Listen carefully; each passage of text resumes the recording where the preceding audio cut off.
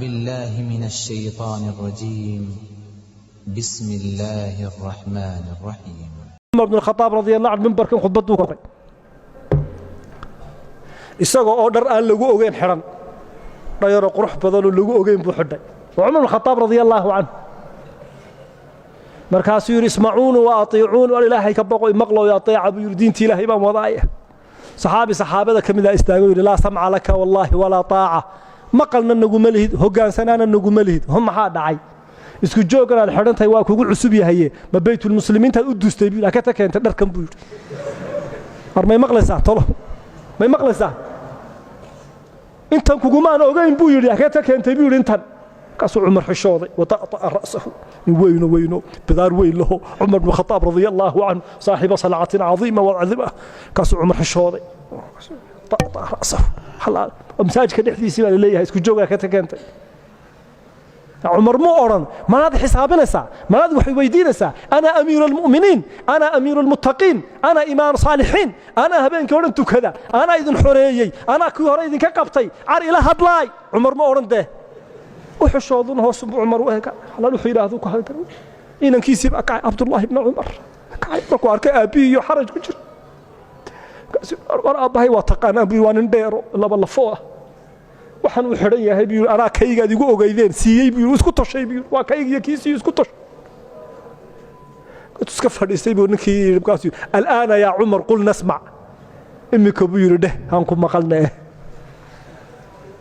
ha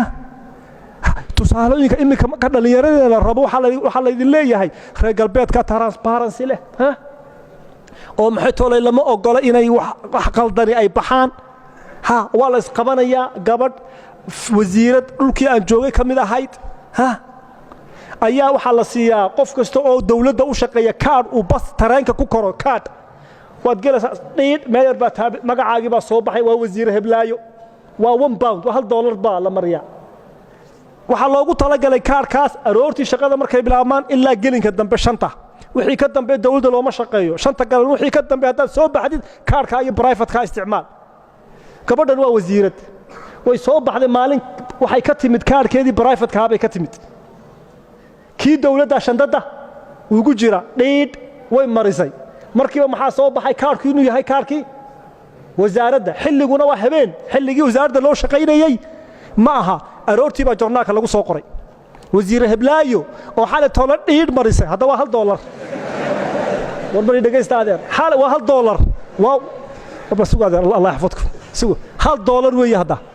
joornaalka lagu soo qoray xilligaasi xilli dawlad loo shaqeeyo maaha kaarkaasi dadban ayay u isticmaashay ha hay samaysay maxay tiri bal maxay tiri halkiiba shaqada kaga tagtay jaamacadda markaa ku jiray go'aan fadhinaa on the spot halkiiba kaga dhaqaaqday xilka oo jir marba hadii dimmadeydii maaliga ahaa sharaftaydi iyo cirdigaygii hadii wax laga sheegay dhiida kaliya waa $1 taa kaliya hadii wax laga sheegay waliba shaqada ka tagtay maaha waxay tiri inta noolahayna siyaasad dib dambe soo gali maayo hada kalaam kaas waa tusaale kana waa tusaalaha Umar imkaan ku sheegay radiyallahu anhu wa ardaa ha oo ay tahay shay la sameyn karo qofku ku dhici karo maxay toolun sameey inagana maxay noo dhaqana hadaad qaadi weydaa doqontahay somaha haddii halkaa mar ilaahay ku fadhiisiyo yaa od haddaad dhammayn weydood ku dhici ayaa sultaankii reerkaaga ku odhanaya soonagii wasiirka kaa dhigna de maxaad caruurtii u samaysay maxaan u sameeyaa aad bal guri unuga dhistid meesha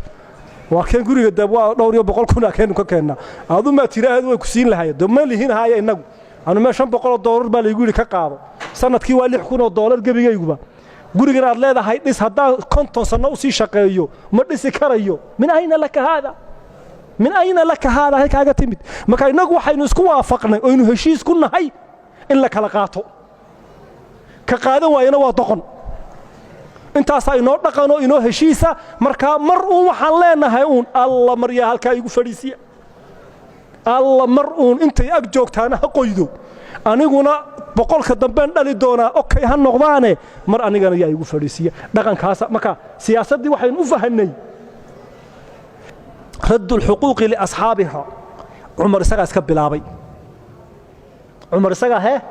iska bilaabay ata'muruuna annaasa bilbiri wa antum tatluuna alkitaaba afalaa cumar wax allaale wixii hanti u lahaa wuxuu guryo lahaa wuxuu beero lahaa wixii khadaamiin wax walba wixii jiray intuu qaaday buu yidhi cumar baytulmaal muslimiinta ha la geeyo faatima binta cabdilmalik binti marwaan oo inantii u qabo ayaa wax allaale wixii u shaqaynaya oo dhan la yidhi kuma shaqaynayaane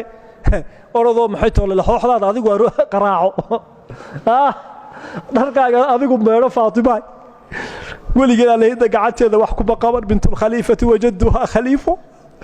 markaasuu u yeedho ku yidhi faatimaay sidii hore lagu buu yidhi wax allaala wixii aabbaha aad ka qaadatay waan celinayaa buu yidhi khaatimkaa fidigan xidhanahay baa ugu yara kaana intuu siibay ayuu baytulmaal lmuslimiin ha lagu celiyo dhaxamaha dhar aan ka xidho iyo dhulku markuu kulul yahay mid aan xidho iyo faras iyo seef aan ku dagaal galo intaa baytulmaalka muslimiinta ha layga siiyo wax allaala wixii intaa dhaafsan ha loo celiyo faatimaay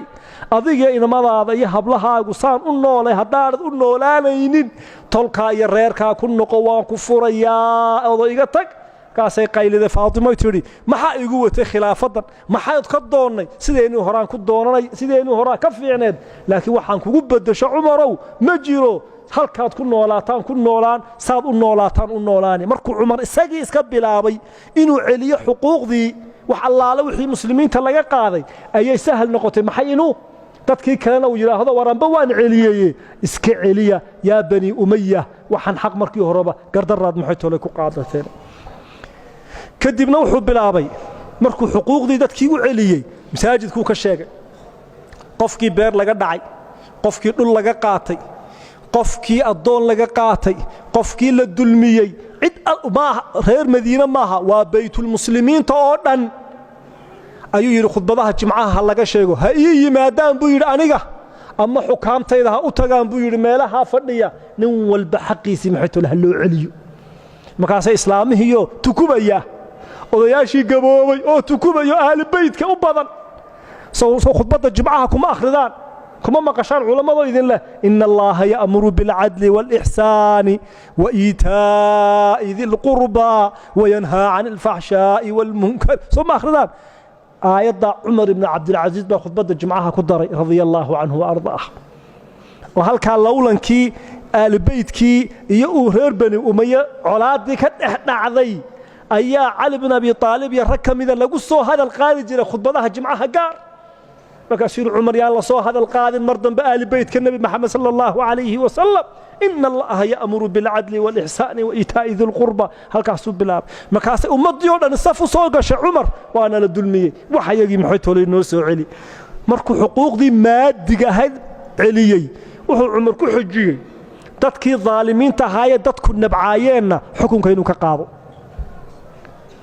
oo dadku dadkay jeclaayeen ay xukunka ومحتولي وديبو خالد بن ريان سليمان بن عبد الملك وحوها هرجوغيسي عيدك ومنكو سليمان صاو ايغو يراهدو كتق ايو خالد بن ريان كلك كجري جري دibada balas kula ma bixi jirin markaasay dadku dhiigiisa iska aruurin jireen inaanu dhiigu ku daadan maalintuu qabtay ayuu Umar yiri اللهم إني وضعت سيف خالد بن ريان اللهم لا ترفعه أبدا إلهو خالد بدن بو قردر ku dilay maanta seeftiisi hoos baan ka yeelay ilaahu inta aduun ka dhiman seeftiisa mar dambe Allah kor ha u qaadin si ummadda dadkii dhaalimiinta ha uga uu maxay tolo uga qabto ayuu madax ka dhigay Amr ibn Muhajir al-Ansari wala hadlay wuxuu yiri Amrow wallahi innaka la ta'lamu ma bayni wa baynaka qaraba xilka aan ku dhiibay buu yiri tolnimo aan kuugu dhiibay ma hayo waxay naga dhaxayo tolihi ma jirto illa qaraabat al-islaam mu'min ina tahay baan ogahay laakiin walakinni sami'tuka hoostan ka dhageysan jiray buu wa anta tukthiru tilawata al-qur'an adigoo qur'aanka aad u akhriya wa ra'aytuka tusalli waxaan ku arki jiray buu adigoo ku tukanaya oo salaada la dhuumanaya meel aan lagugu arkaynin inaad ku tukatid ayaan kugu arki jiray buu yiri fakhudh hada sayf iga qabo buu yiri seefta maanta wixii ka dambeeya waqad wallaytuka harasi ciidankaygiyo dhanba adaan ku dhibay muxuu ku doortay laba arimood inuu qur'aan akhris badan yahay iyo inuu salaad tukasho inuu maxaytoola badan yahay daalimkii bataaxi badaalka ahaa Khalid ibn Rayaadna hoos baan ka dhigay muxuu yiri 6 wuxuu joojiyay Umar markuu xuquuqdii celiyay madaalimtii celiyay ظالمينتي حلك كقاضي وحجري وحي oran jireen المكسنا والله يراه خير بني أمية أمضى كحكمي واتكان ذا يجنع ستذا وحاسوك وحنا مكاتنا عشورته وعشورته يلا سحرنا سبحان ربك كودة مكس بالله يراه إيش هو المكس أمضى النبي محمد صلى الله عليه وسلم مسلمين تيم مدحذو حقوق ذا مالية كده حيساوا الزكاة حقوق ذا كوكو واجبت إناد بحسيد إذا ديبتid بيت المال كمسلمين والزكاة كوكو واجبت زكاة أنا إنه يمكن واحد يروح بحنا معي هوس بيروح بحنا تجارة كفانو من تاير كيوغا لو سو جريه كهلان ها ما هسلاس احفظ ماء وجه الفقير فقير كسبول كتلقى إنه الباب كايو كوكو سو قراعو زكاة الفطر كوكو سو قلم تحفظ كرامة الإنسان إنسان كان كرامة دي سواء وإن قرقية زكاة وقو تقطع وأذيك تاجر كأه إيا مسكين كصبول كأه علاقة دي إذن كان حينين بيت المال المسلمين تلقوا ريجين هيا إيا كان أترى كوبسان تحي يا يتيمة يا أغونة يا فقيرة يا مأسورة يا دين لقول ليه يا غارمة سديد ديبة إنما صدقات للفقراء أي أقرن تحي بيت المال المسلمين تأوقين إياه أي أمضوا يا كحرن تحي بيت المال المسلمين تاجر كنا أنت كو واجبتي أيو ديبة يا بيت المال المسلمين علاقة إذن كان حي سوا محي زكاة إلا بحي محا صور راعة الصدقات والتطوعات والنذور والكفارات انت لفت انا waxa lagu shubaya maxay baytul maal muslimin ka lagu shubaya soo warad maaha inta hadii kari weydo oo baahidii dawladda muslimku ay ku awdi weydo baahidii bulshada inay zakadii iyo nafaqadii iyo sadaqadii iyo kafaaraadka iyo nuduurtii shanta iyo الركاز ومحي ووحيابها دولك كاغا سو بخا ذهبك حديدك ألمونيومك بترولك نفطك غاسك ذهبك سيلفرك وحا سو دولك كاغا بخان سوما ركاز بيت المال المسلمين ايا قادن هيا انت هدي مسلمين ku awdi waayaan ay ku bixin kari waayaan baahidii bulshada ayaa amiirka muuminiinta iyo mas'uuliyiinta waxa la yiri ummadda waxaad ka qaadaan wax dheeraad ah hadday intaas ku filnaatana waajib lagu malaha in laga qaado muksi baa la yiraahdaa way Umar markaa muxuu yiri walladii nafsi biyadihi nabi maxamed sallallahu alayhi wa sallam isagoo ka hadlaya dambiga muksiga waa taan ku tilmaamay waa lacagta bulshada laga qaado min geyri wajhi haqqin laguna bixiyo fi geyri wajhi haqqin ma ku celiyaa mise waad faanteen ummadda xoolaha laga aruuriyo een xaq loogu lahayn ee lagu bixiyo meel aan xaq loogu lahayn ayaa diinta islaamka muksi la yiraahdo ummadda waxa laga aruuriyo een xaq loogu lahayn koow ee haddana lagu bixiyo meel aanay ummaddu ummadda dan uga ahayn sababta qaadaan lagu bixiyo walladii nafsi biyadihi buyur gabadhii la rajmiyay ee dhagaxa lagu rajmiyay ee zinaysatay ee saxaabada kamid dhiigii markuu ku soo duulay lagu rajminayay taafafa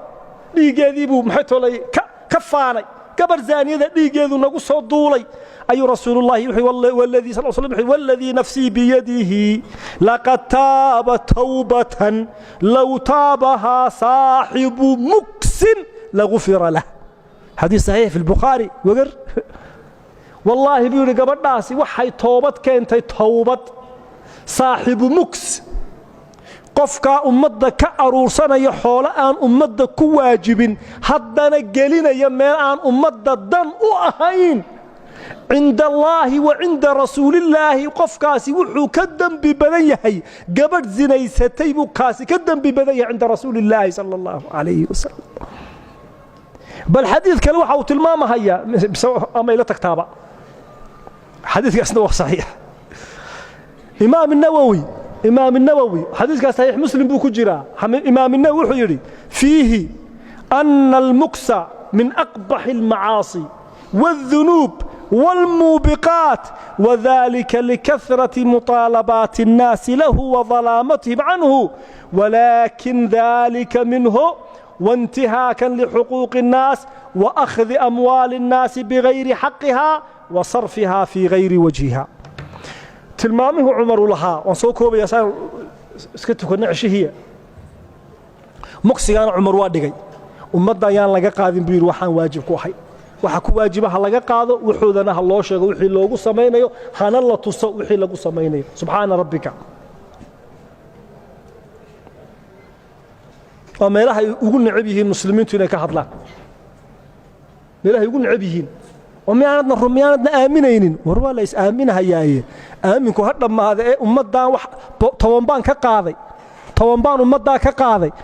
tobankiina halkaasaan galiyay wax allaala wax dhibaato leedahay ma leh